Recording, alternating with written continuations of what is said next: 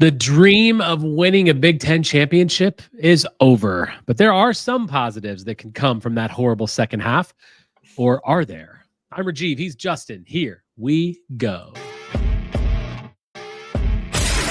Welcome to the Bucky Report, your destination for all things Wisconsin Badgers. Authentic takes. Oh my God. Game analysis. Touchdown Badgers! Ring one up! And discussion from the fan perspective. Woo-hoo! Thanks for joining us and on Wisconsin. Welcome to the Bucky Report. We are your hosts, Rajiv and Justin, back together on a Sunday evening to talk about all things Wisconsin Badgers. On today's show, let's call it what it was, the worst end to a game that we've seen in quite some time. The most prolific offense Greg Gard has ever coached managed just 2 points in the last 6 minutes of the game.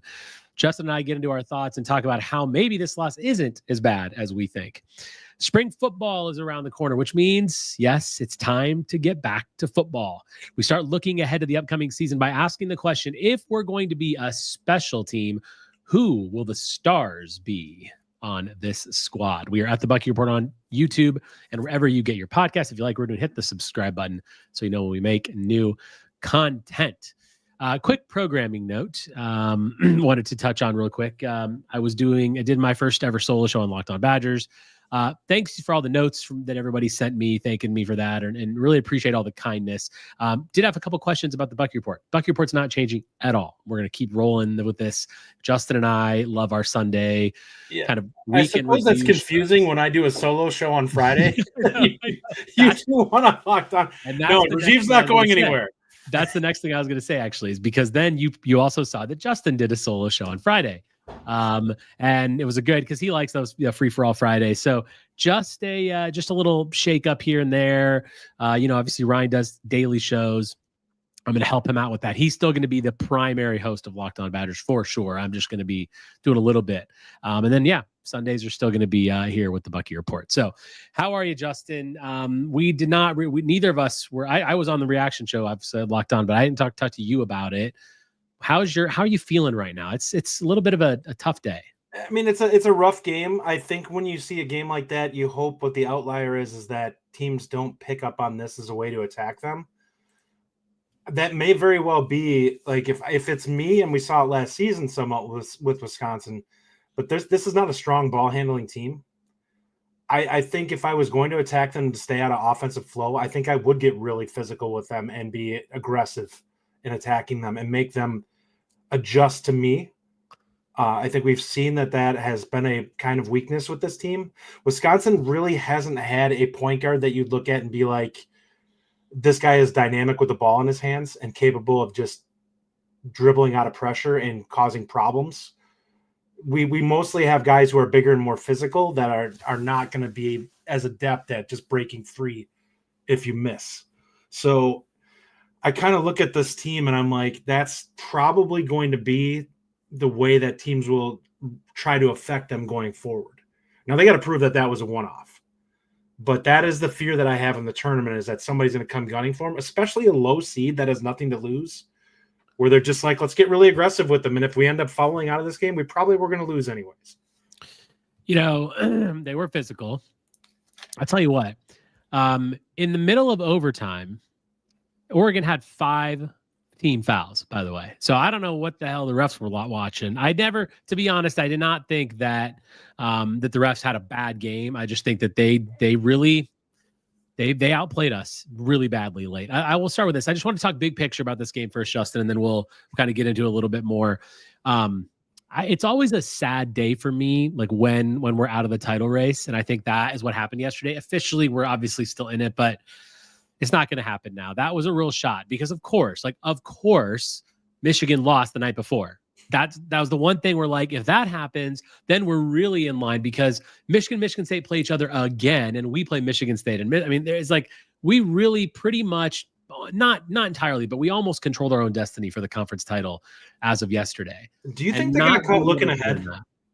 What? Maybe. I think that's a fair point, and especially up 17.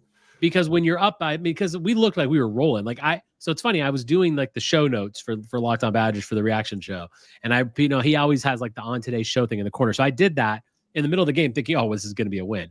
And my question was, will John Tonje take us to the promised land? Because in the first half, he had 16 points. You were like, oh my God, this guy legitimately could be National Player of the Year. Now, he still could be, but second half obviously wasn't very good. But I was that excited about it. And then it turned into had to redo everything because it was just like the worst thing ever. That was such an awful, awful end of the game. But when we lose the opportunity, the title, I always get really upset just because it's like, we've been lucky enough as Badger fans to have seen a lot of these things. Like, we're pretty spoiled in the sense that Bo Ryan brought us a lot of Big Ten championships and a lot of Sweet 16s and of course 2 Final Fours and all that stuff. So like, it's just sad when we lose that.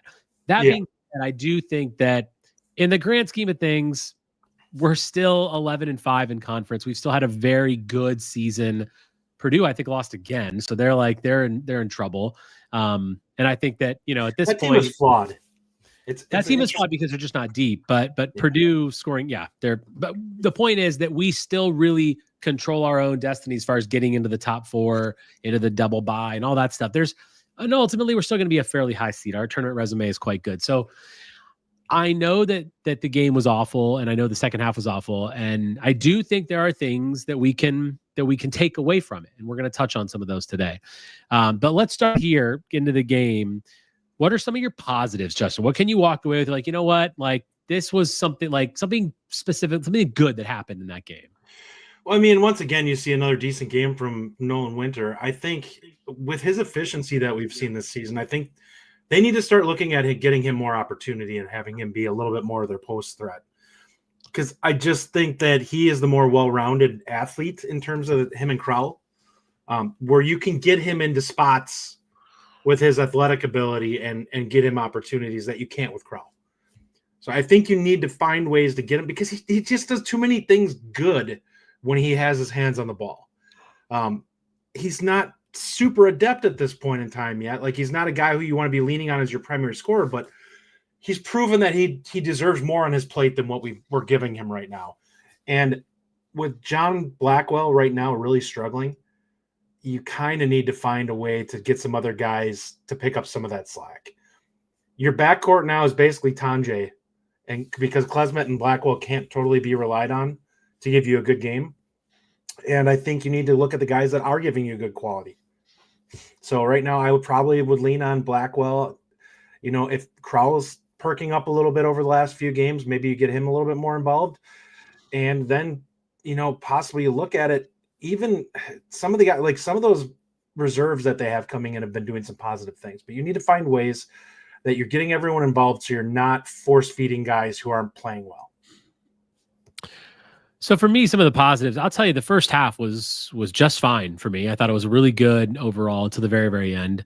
What did we do right off the bat? We went down low to Winter and to Crowell, and Crowell was owning everything down there.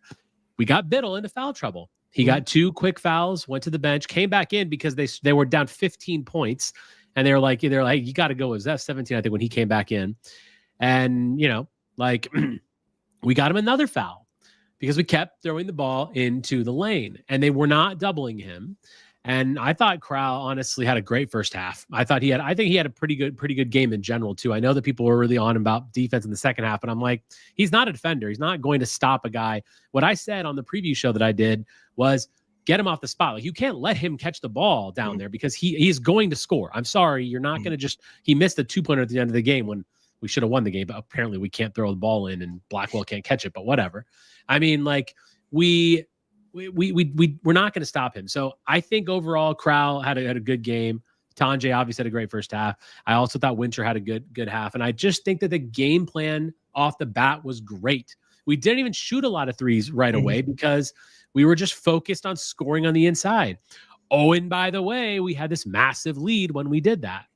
And I think that I was really happy. Honestly, I was really pleased with what I was seeing because I thought to myself also, we were 2 of 12 in the first half from 3. 2 of 12, and we were up 12 points. I mean, we outscored them 26-12 in the paint in the first half. 26-12. That alone says that's the kind of basketball that this team needs to be playing, because you know what? When they need to shoot the three, they obviously can, they obviously will. We didn't shoot it very well yesterday, but we were able to attack them in other ways, which is why we were in a good position. And then everything kind of went to hell late in the game. But I do think that there are some things that matter there, and there were some positives that we can take. Of course, the negatives far outweigh the positives. 17 turnovers. We had 11 turnovers in the second half. Oregon had 8 turnovers in the entire game. I mean, I don't know, Justin, what the hell this team is doing sometimes when they're turning the ball over. And I've been saying this for weeks. Every time they have a fast break, they screw it up because they're turning the ball over. I understand we're a high flying offense, and I appreciate that, but they're like simple passes are the struggle. It's the easy things that sometimes with this team kill me. And I know I'm being a little tough right now and hard. I'm just I'm letting this out because I'm still really upset about the game. And I feel like if this team gives, all right, let me just reset here. Part of the reason I'm so upset is because I believe this team can be special, Justin. I believe we actually have the ability to be a special potential Final Four type run team. Not if we play like that, but we have those pieces. And if we're going to get in our own, we already have enough problems playing defense. If we're going to get in our own way when you're making a simple inbounds pass or you're trying to pass back to the backcourt with Blackwell and Crowell, you can't do something there. Mm-hmm. You can't do anything in this sport and in this league if that's how you're going to play. And I don't really understand why that happens. And there, I'm off my soapbox now. No, I totally get it. It's one of those things where I look at this. You can't be a high volume 3-point team and shoot 25% and keep leaning on threes. It's one thing if you're forced to. This team has not been, and there are plenty of guys who are capable of getting in the paint and causing problems. But I don't know why you keep jacking up bad threes when they're just not. You're not hitting at a high clip. Attack the rim and kick it out when things are going well. Now, this team had a lot of open looks that they should have been able to cash in on. And one of the things that's frustrating with them is they do have a lot of games where they have wide open looks where they don't hit even when they're doing well, other than basically McGee. He's the one guy that seems to be pretty automatic from the outside when you give it to him. But Blackwell, Klesmet have both really struggled. Tanjay's still shooting at a pretty good clip, but he's really the only guy out of those perimeter threats that's consistently hitting at a good clip right now. Blackwell really has dropped off a cliff as 3-point shooting from last year to this year. I mean, you're talking about a guy who was mid 40s last year, 42, I think, something like that, maybe. Yeah. And now he's low 30s probably. Yeah, maybe. I'll pull it up, but I think it's probably 31 or 32. He's well below where he should be for a guy with his shooting pedigree. So some of that is he takes some tough shots, but he also gets a lot of wide open looks that he's just flat out missing on right now. You have to find a way to attack inside. If they're going to double the post, guess what? You have guys on the outside who are capable of driving. Move the damn ball around the perimeter and get guys. You have to make the defense move, because if you're just going to dribble the ball out and then jack up a bad shot, it's not going to go well for you against anybody. Oregon's too athletic to just let them stand and play straight up defense. You have to make them move. You have to make them think. And that is something that we have struggled with over the last several seasons. Not really this year, but in prior seasons when we faced athletic teams. Right. Wisconsin has got to adjust to that, because they're going to see some of those teams. If you're going to make a run to the Sweet 16 or Elite 8, you're probably going to face somebody that's got better athletes than you on the court. You have to prove that you're a better basketball team. Yeah, no doubt. I am going to continue to be negative for a few more minutes, but I will tell you this: I will turn my frown upside down and put a positive spin on this. But this is like therapy for us, right? That's what we're doing, and I just feel like I'm upset by a lot of things. I am upset about John Blackwell. I'm surprised, Justin. I felt like obviously we knew he took a step, and he did clearly, because at the beginning of the season he was like, oh my God, this guy, he was good. He's playing worse than he did last year. Clearly at this point, he's just not in a groove. Do I think he's not a good player? No, I think he's great. I just think he's in a slump and he needs to find his way out of it. And I don't really know what that is. I mean, he's getting wide open shots. He's doing everything he needs to be doing. He's just not connecting. He was 1 of 6, I think, from the field. Like 1 of 6. I mean, for 0 of 6 from 3. Yeah, 0 of 5 from 3. Yeah, it's not good. And he's a real concern for me. And I agree with you, by the way, on Winter. I think that the more he touches the ball, the better he is. And I think, and he's shown that, and that's fine. The issue really is with Blackwell right now, and to an extent Klesmit, but Klesmit continues to work hard in other ways, which I appreciate. I find him to be a reliable point guard, except don't give him the ball. He doesn't need to be running an ISO play when you're trying to score with 12 seconds to go. I'm sorry. You don't need to do that. No, like he can pass the ball to someone else. Well, there's nobody on this team that should be an ISO player other than potentially Tanjay. And athletically, I don't even always love him because he is a herky-jerky kind of guy. He does not always get a great shot. Right. Most of the time, he can work a defender to make them make a mistake. But when he can't force them to get off their feet, he has a tendency to end up leaning into somebody and kind of flopping up a bad shot. And you're like, that's not what we needed there. Yeah. He, like we've been saying this as long as we've been talking about Badger Sports together, about like, why can't we just run a play? Why can't we just run I think it was 8 seconds. I'm pretty sure it was 8 seconds when he took the ball and it went up the court after the 3-point from, 75 feet away.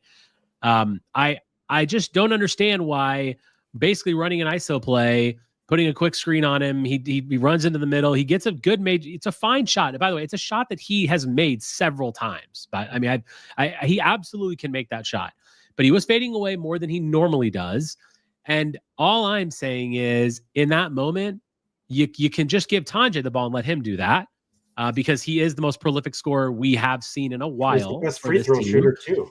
Or you give it to Crowell, because Crowell has shown that he's been able to score in this game, even on Biddle. So I was a little upset by that, and I don't really understand why they did that, but it is what it is. I did want to put a comment. We've got I started a ton of comments, by the way, and we're going to get to that right next because there was some really good stuff. But Greg Linscomb says, when we were up 3 with 12 seconds to go, why didn't we foul and just trade free throws? So Greg, what I would say to this is, like, we had obviously just turned the ball over basically twice. We should have turned over once. That ball was totally off Tanjay, but then we did turn it over off of Blackwell.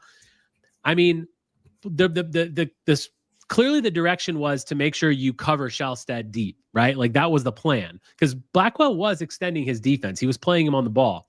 However, he wasn't deep enough. Like, you can't give Shelstad any room. I am surprised, by the way, that he took that shot from what looked like 27, 28 feet. I am really surprised, because that was not the best shot they could have gotten. Now, obviously, he drained it and they're happy, but if he misses that, you're like, really? That's the shot that you can get? It's the Chucky Hepburn. But so, it's like, exactly what we didn't like about Chucky taking that step back 3. I don't really understand why he did that, but that's fine. So I guess what I'm saying, Greg, is I agree not fouling, because I do think you do foul when there's like 4 seconds left, right? There's just too much that can happen. They go down, hit their free throws. Remember that we only have 5 fouls, so they would have had to, obviously that's good. They would have had to burn fouls quickly, but we would have been in the 1-and-1. We missed one. All of a sudden they win. Like, I'm okay with not fouling in that situation. I don't know how you're feeling, Justin, but I think it was a fine decision to try to play D. But again, had he started coming in, I think you do. If I'm being honest, if he would have attacked, I think you do foul. I think he was so deep that they honestly probably didn't think he'd actually take that shot. I mean, that was 28, 30 feet that he put that one up from. That is not a shot that your coach is happy about unless he hits it. That's a no, yes.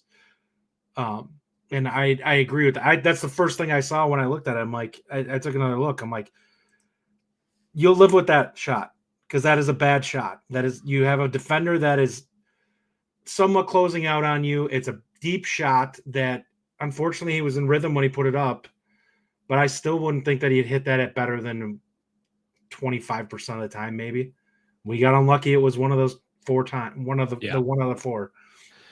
Bo Dragon says Blackwell should be playing 2 and Free Tech should be playing point guard. I think Klesmit should just be point guard all the time at this point. I prefer. I mean, he's a better ball handler. He's smarter with it too. He is smarter with it. Like, that's ultimately what it is. Like, he's smarter with the ball. And I understand that sometimes we don't love the things that Klesmit does, but Klesmith has been leading the team in assists for a while now. Like, he needs to just be the point guard, and I'm fine with Blackwell being a 2 all the time because I agree he doesn't necessarily need to be there. Really good comments. We're going to put up some. Zach Bartz, this was pretty funny.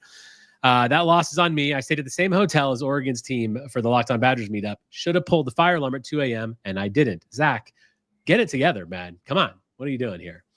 Will Hanna says, pretty simple. Plaza 3-point shooting, too many turnovers, giving the Ducks extra attempts on the offensive end. And where were the free throws? This performance gets an early tournament exit. Yeah, this lazy offense. This performance will get you a lot. And we're going to touch on and how we turn that around soon after these comments. Ben says this team struggles under pressure on defense. Same exact thing with James Madison last year. Yeah. They made the decision basically to, in the entire second half, like they full court pressed basically after every made shot. It's crazy. And they did force turnovers. I mean, they did. That's massive. We'll get to that one afterwards. Bob, note from our Friday show, Robert Sorensen says, Justin, thanks for the breakdown on Givers. Could see them actually be able to get him. We will see if signing someone's brother will help them or not. Any thoughts on that? Yeah, the second one's Amari Latimer. I kind of did a breakdown. This is actually on the Discord for anyone who hasn't been on there. I did kind of a breakdown of the top targets at running back for Wisconsin right now. And Robert had asked me on the show when I was finishing up about Givers to give a breakdown. I like Givers. I think he is a light version of Byron Lewis from last year. He's not as twitchy or as explosive, but similar run styles. I don't think he's a 4-star. I think he's a guy who's I3. He's like when you think of a Tuca in that class with those other two guys, he's a really nice back, taken of his own. But when you start putting guys who are studs above him, then it's like the other guys are going to be a little bit higher. And that's kind of what this is. And really the only back, if you're looking at the upcoming official visits that are going to be on, 247 has a great list for it. Jamal Rule is the guy who's coming in the first weekend. I really like his film. I think he's a guy that reminds me a little bit of Dylan Jones. I really think that there is a chance that if you can get that guy, that he would be a major get for us. And we're going to get into some more football at the end of the show today as well. Will Hanna says, time to stop all the Blackwell is great player, NBA player after this year nonsense. A very nice Big Ten player that has proven to be inconsistent, and athletically, he is average plus. I agree. It's time to stop talking about him as an NBA player now. When he starts slumping, that happened. But I'm still going to say I think Blackwell's a really good player, great player. Actually, I think he is going to be a really critical player. Look, because if we are going to have a special team, he has to be better than this. And maybe we're not. But if we have a first round tournament exit, boy, I will. That nice. I don't even want to put that out there. It's not going to happen. Not going to happen. Kevin Brown says, conspiracy theory: has Blackwell gotten an offer he cannot refuse? So now he is distracted. Justin, what's your take on this? My take is that he's got tired legs. I think the minutes have gone up over where he was last year. I think he's feeling the fatigue of being a guy who's been the primary ball handler on a team he could really use somebody kind of picking up that slack for him and just be able to get some time to rest. He's not going anywhere. He actually loves it here. So unless somebody makes him an offer he can't refuse, it would be shocking to me. That could happen, but with everything that's coming in place here with the sharing of money and everything like that, I think you're going to see with basketball, the guys that we need to hold on to are going to be taken care of. It's going to be secondary guys that Wisconsin, if they end up really deep, where they're going to be able to be like, hey, we have to keep our main guys. Maybe they can't hold on to that second group. I mean, I understand why you're thinking this, Kevin, because obviously we did lose Pepper and we did lose Store, and but I also agree. I think Blackwell played 39 minutes yesterday, and a lot of that is because McGee got two fouls in the first half, and he needed to sit. McGee only played 18 minutes, and that's partially due to that. Janicki had 15 minutes yesterday. He could have obviously played a little bit more, but yeah, Blackwell played 39 minutes, and he was not efficient at all. It just wasn't a good game for him. Michael Wagner agrees with your earlier comment. Winter needs to be more aggressive. He ate up when he was. Yeah, I mean, like we all are happy with Winter. He just needs to do more of it. Yeah. All right, so we're going to turn the conversation to this. Lead off with a comment from Steve Bench. We need a few losses before the tournament. Disappointment can be a great motivator. Everybody looks in the mirror instead of patting themselves on the back. So let's spin this around. It was a horrible game. It's not anything great because we lost the conference, but I agree that actually this is probably going to be better for us because, as you said, Justin, this team kind of was looking ahead. You said the term looking ahead, and I think in the second half they were because, you don't think they saw the Michigan State result the night before? Like they knew what that was too. And I think that there was definitely some we've been playing really well type moments. There have been people that have been throwing around top 2 seed. When you think of a top 2 seed, you instantly think of the Final Four. That's when you realize you have potential to get there. And I do think that this is going to reset things, right? Like this team has to be like, okay, hold on a minute. Like we just got kicked in the teeth pretty bad in the last 10 minutes of a game. It's time to show up. And we could see this turn around. We've got a get right game coming in Washington. Then we got a huge game at Michigan State, which again, doesn't matter for the conference, but talk about confidence. And then you've got 2 more games at the end of the season. I think that it's a really good opportunity to take learnings from this game to figure out what went wrong from a player perspective and from a coaching perspective. A lot of this falls on Greg Gard. He's shown that he can adapt, make some adjustments now. Like you need to pound it in the lane a little bit more. You need to realize, you call up Bo Ryan, have him come and see you and remind you how important it is to play in the post and how about put your guards in the post, right? Like when Tanjay's down there, do some of that. We need to play on the inside more because when we do that, it can be complemented by our incredible 3-point shooting. Oh, which by the way is the way Bo Ryan won like all the games he played. What do you think about this, Justin? Turning it around now, like, can this be positive? What can we take away from this? Does this make this team better? Yeah, I think it's fine. Like I don't view this as a massive thing, but I think this is your hiccup game where you now you need to lock back in. Like you let one slip away. My looking at this for the remainder of the season, if you want to be a top 2 or 3 seed, you're probably going to have to lose at no more than Michigan State and then probably grab 2 games in the tournament. And that will probably get you a 3 seed.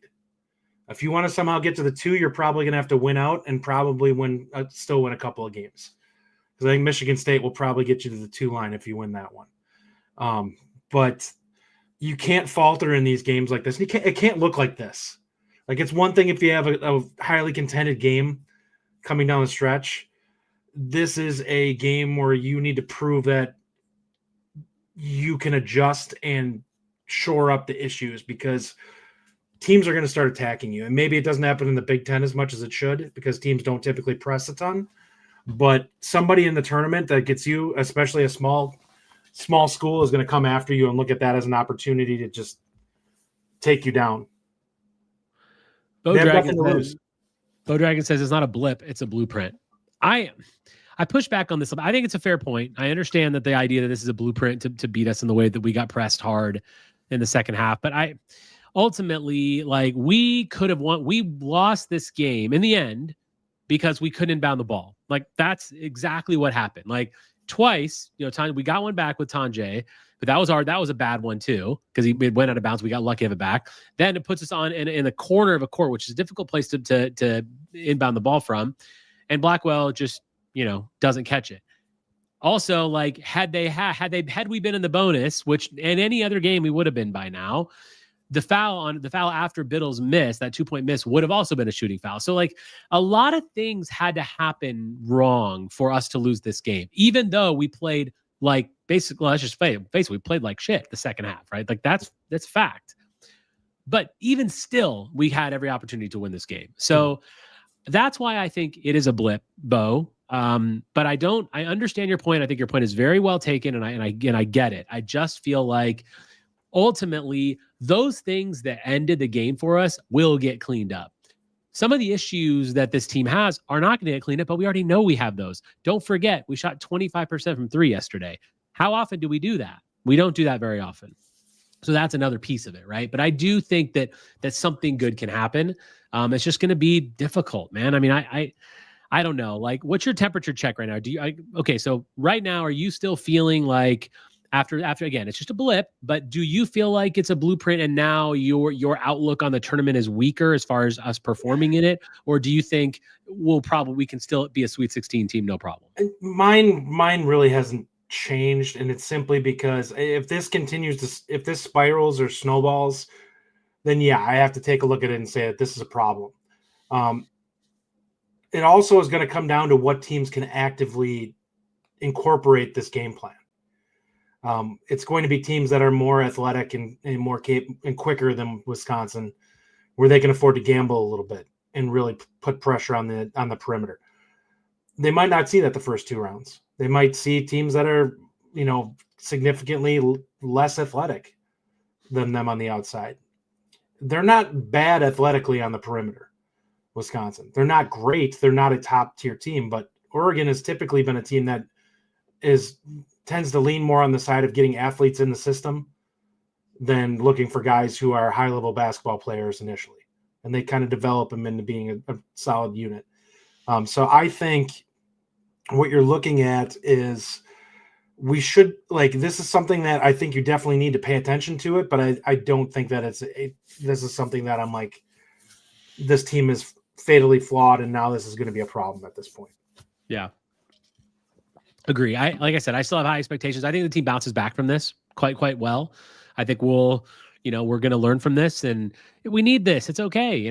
It's fine to lose a game in the Big Ten when we're not going to win it. What sucks is that we could have won it. And that's the thing that sucks for me, at least. I'm not telling you how to fan, but I feel like now that we're not going to win it, let's take what we can learn from it and say, let's make that not happen again. Now we have 4 more games. We're going to see how this team reacts. We're going to know going into the Big Ten tournament, going into the NCAA tournament, if this team can adapt, because you better believe that other teams are going to try to press us and try to force more turnovers. And that's fine. Like, ultimately we have a very good offense, and it was a bad performance yesterday. I mean, 66, 2 of 12 from 3 in the first half, 7 of 28 overall, I believe. 7 of 28. Yeah. I mean, that's not good enough. We missed 21 shots, 21 threes. If we make any kind of percentage we normally make, which is closer to 35 or 40, then all of a sudden we win the game, clearly, right? And we score a little bit more to where we need to. Anything else you want to touch on basketball related, Justin, before we bounce into the other big sport? I feel, honestly, I think people just need to relax a little bit and realize we haven't lost a game in a while. Somebody said December. A while. Yeah. No, last time we did. So that tells you all you need to know. It's been like a month and a half, almost 2 months since we lost. So let's just chill out a little bit and relax, and let's go, give it some time here, and just if they start to look rough the next few games, then yeah. They won the last game before us by 20 points. Now, albeit Illinois looks like they're in a downward spiral right now. They got absolutely blown off the court by Duke.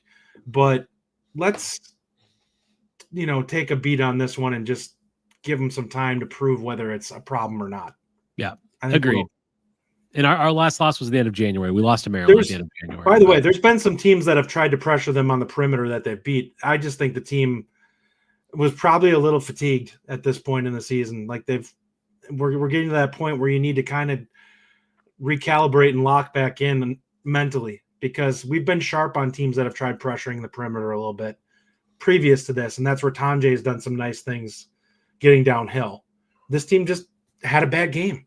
Yeah. And look, when I did a preview of this game, I said very clearly that this team is very athletic, especially defensively. They're a very athletic defense. And it could really affect us, because when they want, they're like a Michigan State is one of those teams that when they want to turn on their defense, boy, oh boy, can they ever. They can gamble and get away with it because they can recover. Yeah, they are like, they can just like, stifle you so much. It's awful. And I hate playing Michigan State for that reason, because it's like, and they've done it to teams this year. Teams don't score on them in the last 5 or 6 minutes of the game, because they're like, all right, now we're going to really start to play.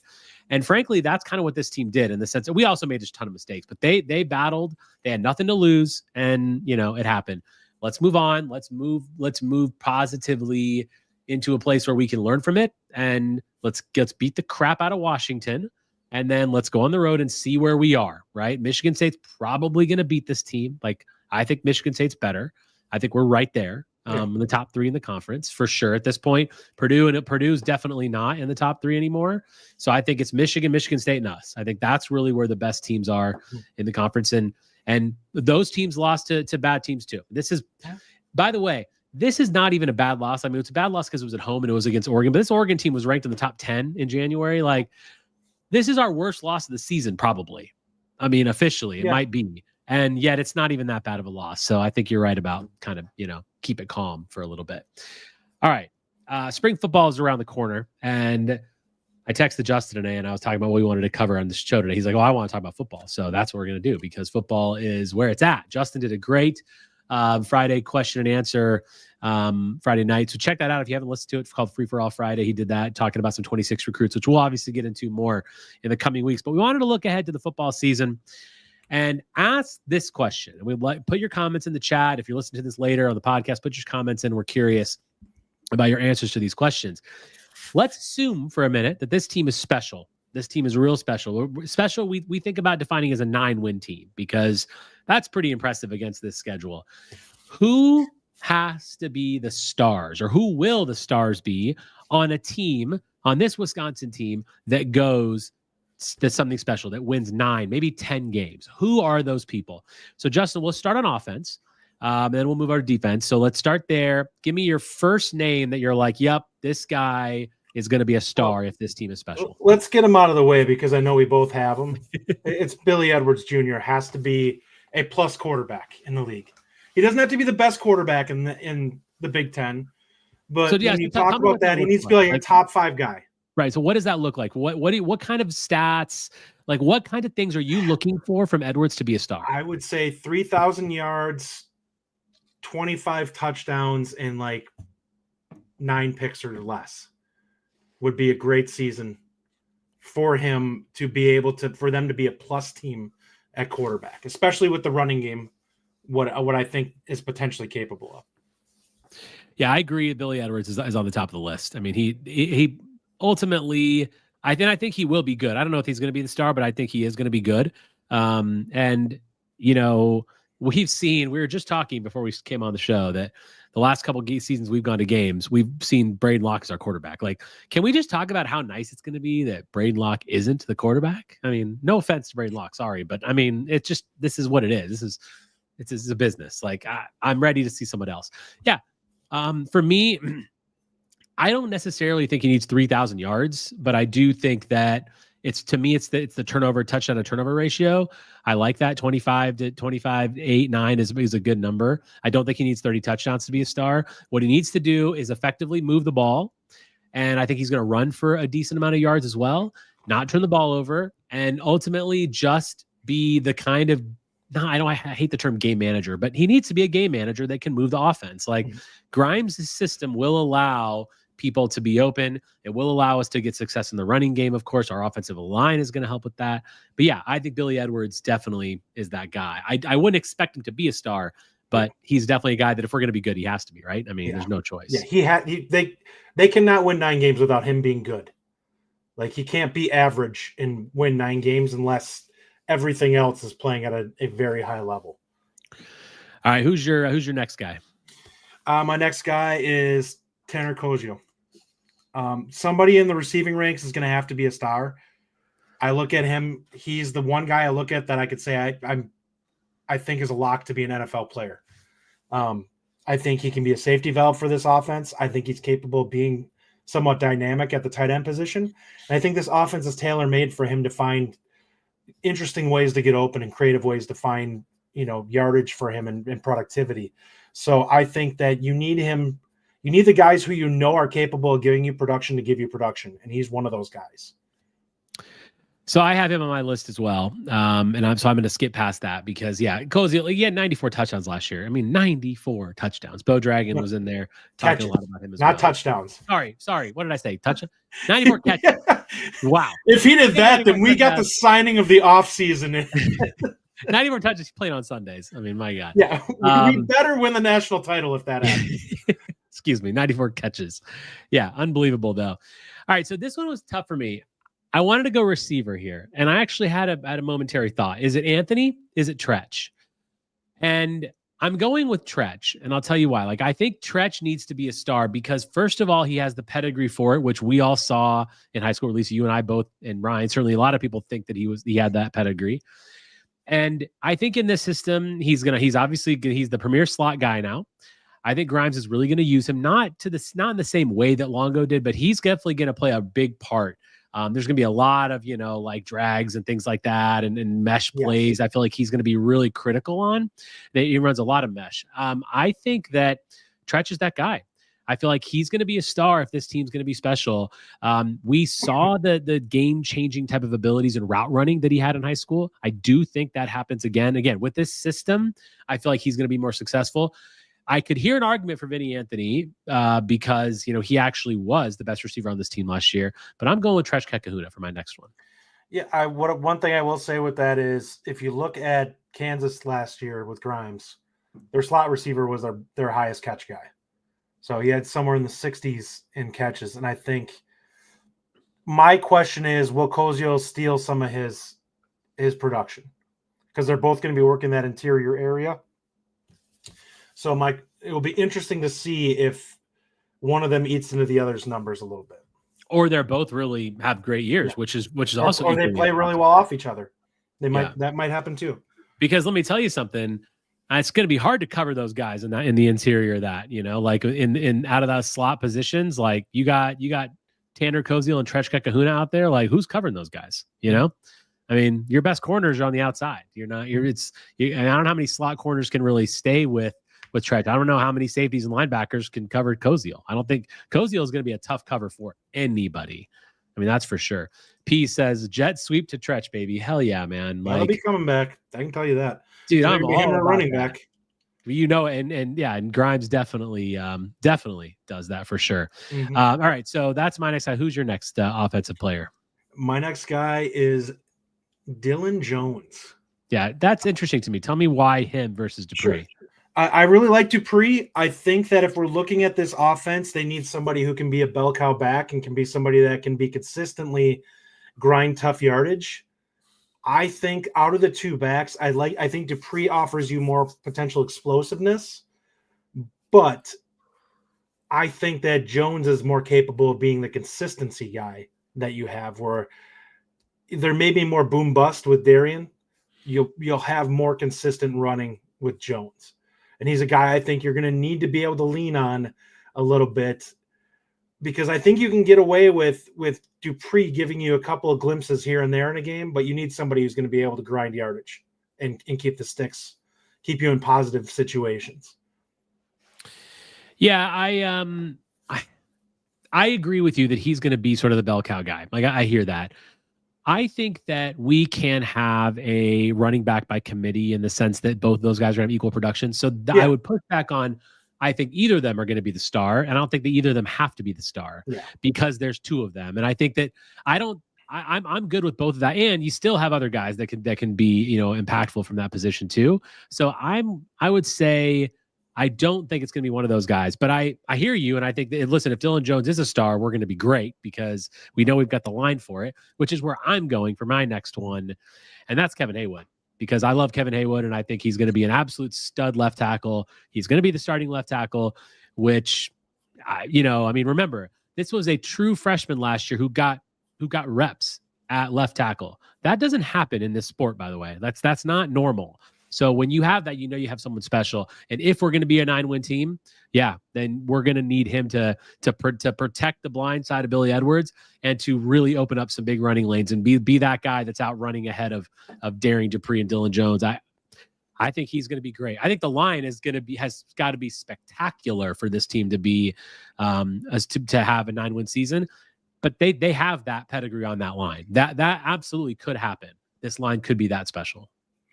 Yeah, I had a couple offensive linemen in there for me. I ended up deciding against it because I was just like, there's going to have to be some offensive playmaker stars in order for this team to be that good. And it might be at the byproduct of the line being good. My next guy, Mason Reiger. I think defense. So let's before we go to defense. So offensively, is there anyone else that you wanted to touch on offensively? Nope. Okay. All right. So yes, let's go defensive side of the ball. I wanted to put a couple comments in here quickly on offense as well. Will Hannah says, I would like to see about 95 plus catches from the slot and tight end. From that group combined, I think that's reasonable. That's a possibility. That. I love that comment from Will. I think that's exactly what we need to see. Because you got that means really good production. Greg, let's come ask, will we see both backs in there at the same time? What are your thoughts? Yeah, I think if you're doing it right with those two guys, because they are dynamic, I think you have to find a way to get them both on the field at the same time. You have to make a defense be afraid of what you have to offer. And if those two guys are what I think they'll be in year 2, you need to make the defense have to account for both of them. Yeah, that's fair. All right, so let's go to defense now. Give me your first guy on defense. Mason Reiger. I don't know any insight on this. I think that they're going to be more of a 4-2-5 this year. It just feels that way to me based off of what we're seeing from the body types, that I think there's going to be a legit 3-down lineman, and then you're going to have a stand-up edge. And if that's going to be the case, Reiger needs to be a guy off the edge who just causes havoc. And I think he's capable of that if he's healthy. We'll see if he's that guy, but if this defense is going to be a problem, there's going to have to be two guys that can cause a ton of issues. And I think he's capable of coming off the edge if he's healthy and being a NFL caliber guy. Like, he was beat up at Louisville and got 6 sacks in less than a full season on a bum knee. So I think if he's healthy, you've got a chance for him to be a guy who's capable of being a 7 or 8 sack guy in a season. I mean, those are lofty numbers, man. I mean, they are, but that's he needs to be a star. That's what I'm saying. Yeah, you're gonna have to find somebody that can do it. Yeah, the defense is obviously the perplexing thing, and it's just funny. Bo Dragon says, "I have no opinion on the D until I see them play. How could you?" That's fair. It's a very fair point because you're right. Like the 4-2-5 option that you mentioned, I think that's probably true. I think it's good. I think there's gonna be a lot of multiplicity. Like, I don't think we're always going to see the 4-2-5. Yeah, they're going to shift around, and hopefully, there's going to be a lot of different things happening. But yeah, I do think that pass rush needs to be good. I don't think it needs to be great, only because, like, I think we're going to be a bit of a bend, don't break system. That's still going to be our MO next year, in my opinion, where we're going to be like, yeah, people are going to get some yards on us because even though we have bigger guys on the inside, we're not going to be able to do too much. But I feel like the scoring defense will be okay. But I agree with you that he's kind of that guy. For me, my first one, I think he's on your list too, is Christian Allegro. Allegro we've already seen the kind of star power that he has as far as to Bo Dragon's point. We've seen him play for this team. And the more snap counts, if you look at the snap count progression from last year, it was pretty alarming. Like, he started out lower, he got much higher, he was starting, and he was the guy. And I do really feel like he needs to take a step. So, and a step for him is to potential stardom. Like, that's where he's going next, because he clearly has that incredible speed. He's got really good sort of awareness and the mental side of playing the middle linebacker position. And I think that it's going to be an interesting battle this year. The position in general has got to be dynamic. We've got obviously Curtis in there. There's certainly been some rumblings that Heiberger could potentially be switching into that spot, into the inside. So there's that piece of it. I'm excited about what Allegro is going to do, and I do, Justin, expect him to take a step this year. I really do. I do. I think a lot of it for him is just understanding when he shouldn't make a move.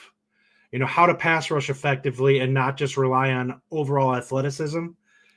Those are some of the things that I think that you're looking for him to make the jump. And if he does, he's got all the physical tools to be a double-digit sack guy. It's technique and skill that needs to be cultivated into working with those physical tools to maximize his ability. Yeah. Yeah. All right. Who's your next guy? I know you had a leg. That was him. That was him. He was number 5 for me. So let's talk about the D line a little bit. So for me, like, I think, we talked a little bit about for the show about Charles Perkins, who's because we've gotten bigger. There's no doubt about that. You look at the weights now of our D linemen. You've got 300 plus pounds, 300 plus guys. Right. And that's clear. It's what we've been saying for a long time. We had We had no 0 techs. We really had no one that was really could play a 3 tech. We had no one that had any kind of size in the middle that could really be that guy. And we've got that now. We've got that with Perkins. We brought in guys like Peterson and Walker. There's a lot of guys that have more size. Michael Garner's 300 plus now. Right. And Garner's he's a sophomore. Yeah. So I do think that we'll be better. I would probably say Perkins has to be the star on that, because I guess here, let me ask you this. Do you need a star in the interior of the line if this team is going to be a 9-win team? Like, do you need one of those guys to really, really hit, or do you think there's enough there that it can just be pretty good? I think it needs to be like, you know how Iowa always would have that one pass rusher and then there'd be like 3 guys that are like just really solid. That's kind of what Wisconsin needs from the line. Like, they need to be capable of doing their job really effectively. It may not necessarily lead to super statistical numbers, but they need to be a problem for teams where they can muck up things and make it hard for teams to execute, and lead to those guys who are the stars making plays like Reiger and, like I said, Allegro, a guy coming in at linebacker. But they don't have to be stars, but they have to be good. And that's the difference, is if the defense is going to take a step here, and even for sacks, like we talked pass rush, I think for me, I don't think they have to be a top 25 sack team, but I think you need to find a way to get like top 60. Which, if you think about it, that's a massive jump from where they were last year. That's a big jump. Yeah, yikes. But that's in order to be a good defense, that's a substantial jump. Let's get some questions in here. Comment here from Ryan Willie earlier that I starred. Fickle needs to start playing the younger players before they decide to leave. The better talent in future classes won't choose Wisconsin if he doesn't play the younger players. I think that's going to happen this year. I think we both agree with that. Like, you have to. I mean, after last year, not seeing really any of Heiberger, and you can't lose these guys because they're important. I mean, we almost lost Tretch, so we need to be careful about that. Michael Wagner asks, who takes the biggest jump? So of all the, whether it's one of these guys or someone else, like, who do you identify as the biggest jump next year on the football team? Oh man, are we talking position group, or are we talking singular player? I say singular player. I think for me, it's Allegro. I really do feel like that. There's something about him from when he was a freshman that we saw that I'm like, man, this is one of those guys that when he's a junior, he's a senior. I feel like Allegro's that guy that people are going to be like, oh yeah. Remember, like, you start a game and it's like, who are the star players? Like, Hunter Wohler was always our guy. Like, he was always the impact player on ESPN. I feel like Allegro's going to become that guy now. I think he has to be, in my opinion, for this defense to be really good. And I do expect him to kind of be that next great inside linebacker for Wisconsin. So what I will say is, I actually think if I was going to say, it's probably Tackett Curtis. Now, the issue is with the inside linebackers is it gets really hard to look at them and say who's going to play substantially, because there's going to be young guys that are going to be coming up in that group. You're going to have Mason Posa, who is a complete X factor in that room and is just a freak athlete and a guy who is super instinctual that you want out there to potentially just cause havoc.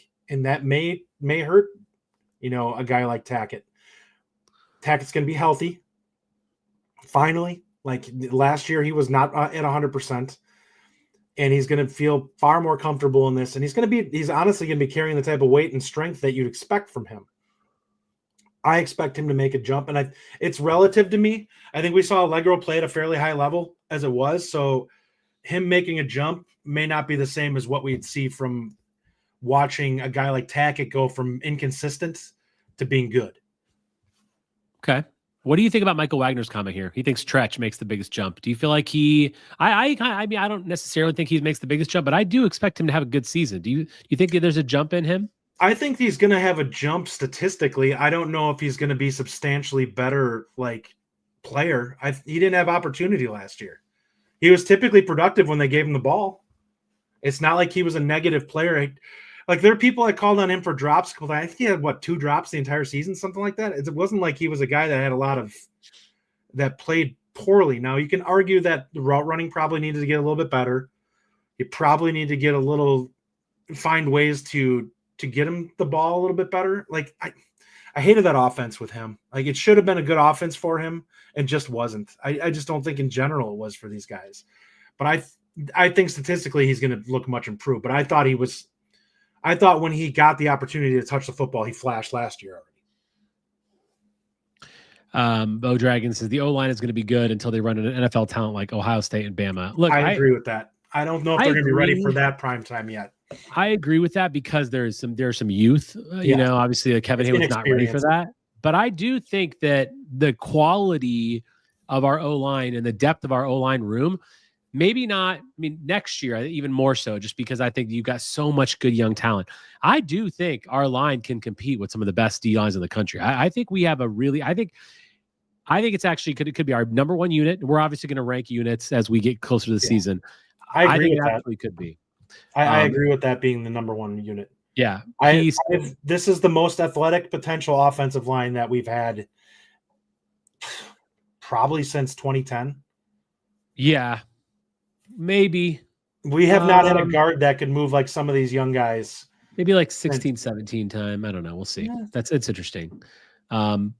P says Posa will be that guy eventually. Yeah, I could see a total like next year, not this season, but the following season. I could see Allegro and Posa starting at the middle line, at the middle like linebackers. Holy crap, that'd be amazing. If Tommy gets moved to the inside, it'll probably be Posa on him. Allegro could have a really good year and show out and leave. We'll see. And we have heard that Heibergers might move to the inside, but I think that I don't know. We'll see. Like, I want Heiberger to be great, whether he plays inside or outside. I expect him to be good, yeah, but we need to see him play at this point. We need to see him play for sure. We'll end the show on this fun question that I lost now. There it is. Robert Sorensen asks, if you had to buy a jersey right now, whose jersey are you buying? I love this question. Oh man, that's tough. I've actually thought about this because I do like to buy a new jersey every year. Now I did have the curse of the Skylar Bell jersey, and then I didn't like that. So then last year I went and bought a Jonathan Taylor one. So I'm like, I'm buying a legend one, so I don't have to screw up anybody. But I'm probably going to go back to a team player this year, and I don't really know what I'm going to do. So what's your answer here? What do you think? Oh man, damn. There's several that like I have guys just having really dug into the recruiting. I have several guys. I would say for me, it would probably be Dupree, Tretch, or someone like Clayton on defense, where I was just like, and then Emerson Mandel jumps in there because he was like my offensive line guy. So it's like I have so many guys that are like almost at one position that are just guys that I was following, and I'm like, I really just love this guy's film. Yeah. I don't want to curse him, so I'm not going to buy it. But maybe we shouldn't list any names. What I do want to buy, because I feel like he had such a good season last year that got drowned out by the fact that we were just bad and we had such a horrible end. But Vinny Anthony, man, that dude he played really well. Like a boss last year. Like, we don't give him enough love. And we obviously, Vinny Anthony's great. And so that's the one I want to buy because I find he's very likable and he's a guy that you want to root for. Like, he has been playing his ass off. He could have left. He stayed. He was by far our best receiver last year, even though we had guys like Pauling and Green on the team. So yeah, I think I'd have to go with Vinny Anthony, but don't worry, I'm not going to do it because, I know that people will say that I'm cursing One him. thing I will say, if anyone who's not familiar with Grimes' offense, Vinny is going to be running fly routes left and right. Like, Grimes likes to attack downfield. They will be taking shots. And now Billy, this is one of the things I've said about Edwards. We will see how many ghosts he's got left on him from being at Maryland and having that horrific offensive line. Because having him drop back and throw the deep ball, he's going to have to be comfortable and not have happy feet and want to get rid of the ball too fast. Yeah. Because that is one of the things that could be a problem this year, and I'm hoping it's not. I'm hoping there's not some scar tissue there on him, because I think Vinny could have a great season if that's the case. I think he's going to have opportunities to be open. There'll be a lot more play action. Greg Linscomb says Allegro all the way. That was my other option, was Allegro. Michael Wagner says the punter. Yeah, buddy. Atticus. Love that. Yeah, that's great. There's one question I have. Bo Dragon. Really, Bo? I don't know. Honest question. Who has the better year, Locke or Billy? Remember Locktober. No. He played really bad teams in Locktober. Yeah. So It's Billy Edwards, clearly. And you know what? It has to be. I can't take another year of not having a solid quarterback. I can't. I just want competent play. I'm not even like the numbers we brought up earlier are neither here nor there. I just want him to look like a quarterback that actually belongs in the Big Ten. Yeah. Like I said, game manager type, like just do what you have to do. Like keep us in games. Like that's all, that's what you got to do. You know, I mean, Robert says, if V8 has a bad season, I will find you, Rajiv. Just kidding. Yeah, listen, I'm not buying it. I'm not buying I think it's fair, Robert. I think I've got to put it on my back before you can say I cursed it. So I'm not buying it. But you know, that I'll probably just stick to my Jonathan Taylor one again, or buy another Legend jersey because you can do that now easily. But because I don't want to jinx, so that's no good. All right, we will leave it there this week. Justin, final thoughts before we close the show on anything. Listen, I know we just brought up 5 guys that we thought the seasons have a tendency to not play out remotely what you expect them to. There probably will be 5 different guys that end up being good. There could be guys that we don't even know are going to be starters that are going to be stars on this team. There's some really good young talent that if somebody shows out in spring and fall, they may find their way onto the field. We'll see what happens here, but like there's going to be some really interesting things that happen with football, I think, this year, in terms of us discovering who are you know, the underlying backbone of this team is going to be. Yeah. What I will say to end is, first of all, I want to give a shout out to my wife. It's her birthday, so happy birthday, Shannon. She's never going to listen to this show, but I'm still going to say it anyway. She might be hearing me from the other room. But what I will say is, like, I know that it sucks. The loss to Oregon really blows, and it kills me because you all know how I feel about the regular season conference. So, but I really I'm still really excited about this basketball team, and I'm holding on to that because literally one of my favorite couple weeks in the whole year is coming up. The first couple weeks of March Madness are super special. I take Thursday and Friday off of work. We're definitely going to have a lot of rolling content there. It's going to be a lot of fun. I hope that people can just be excited about it. Like whatever happens here, remember that last season we lost pretty much every game we played in February. Yeah. And we ended up with a 5 seed. I think we're going to have a 3, maybe a 4. Let's win some games down the stretch. Let's get back to it. There's still a lot of things that can happen on this team that provide some success. So let's hope that happens.